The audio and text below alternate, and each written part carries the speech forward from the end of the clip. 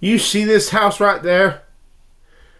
This 2-story house, blue house, overgrown. Well, back in 1982, across the fields from this house, you could walk across the fields to my grandma's house. Oh my goodness. Wow. I still remember that house. My Aunt Dede and Roger Whitfield had just gotten married. I think December 2nd, 1982. And they had just moved into this house. This is back in 1982, mind you. I remember my cousin Paul. My cousin Paul was saved in this house, I think. He walked over the field to Grandma and Grandpa's house. And one time Grandpa, he would walk the dogs. And one time Granddaddy said, "Hey, would you want to wipe his ass?" Granddaddy just was like that. This is the house. Aunt Dede lived in this house. I spent the night in this house. You see this room right here? It was in that room. That room was my cousin Paul and cousin Casey's room. That's the room I slept in when I spent the night.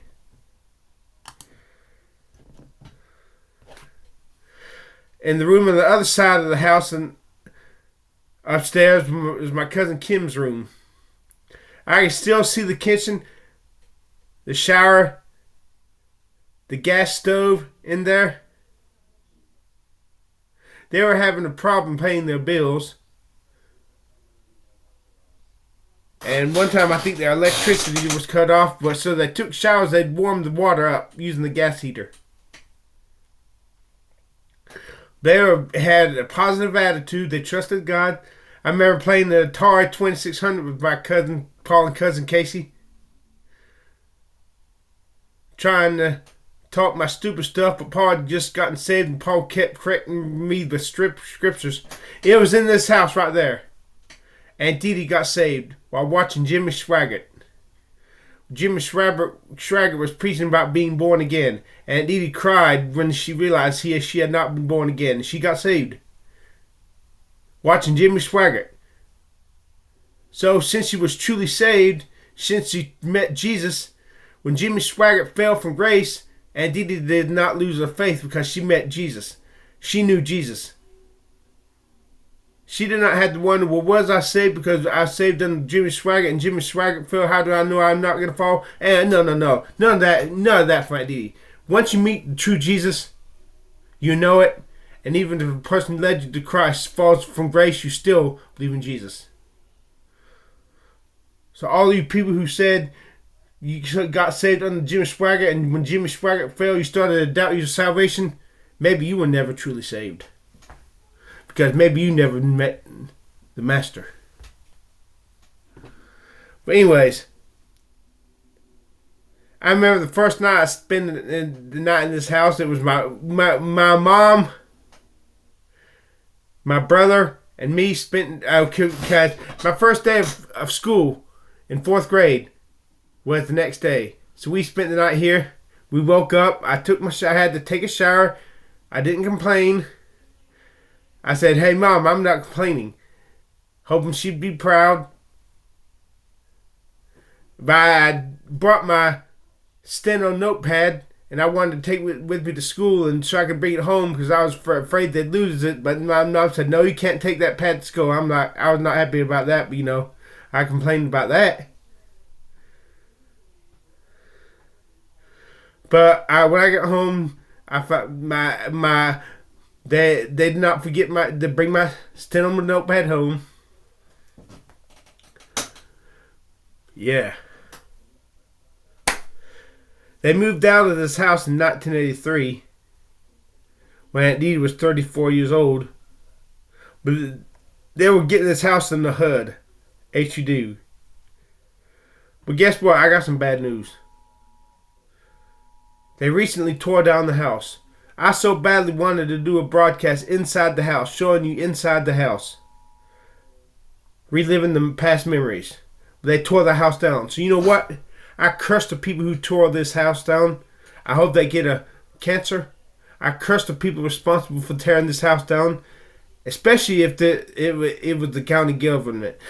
Don't you know in the country there's supposed to be a lot of abandoned houses? Abandoned houses make the country the magic place that it is. And tearing this down just in the name of being good looking and being fashionable, I curse you. I hope the devil runs you into hell. I curse the people who tore this house down. And if it's a dangerous house, so be it. Enter in at your own risks. Fuck you. I remember there was a barn behind this house. I remember we were playing darts. I threw a dart so hard, the plastic part of the dart made a small indentation into the wood. Well, at least it seemed that way. It sure looked that way. I felt proud. Because to me, being able to throw something really hard made me feel like good about myself. I remember one of the first days when Aunt Dede was living here, I went into the barn, and the woman who lived next door, she was a real cunt. She was bitching about people going into the barn, and the barn was in our backyard. And I went into the backyard, she said something to me. I was respectful, but I went in the house, and that stupid cunt walked around the house, knocked on the door, and tattletaled on me, and I got spanked. Stupid bitch. But fortunately something bad happened in her life, and she ended up sorrowful.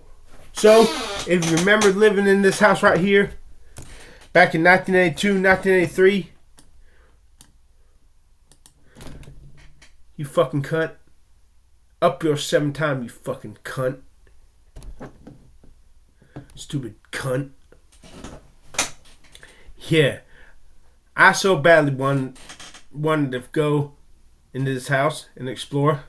I wanted to do a live stream broadcast. But they tore the house down and I'm pissed off. I'm angry.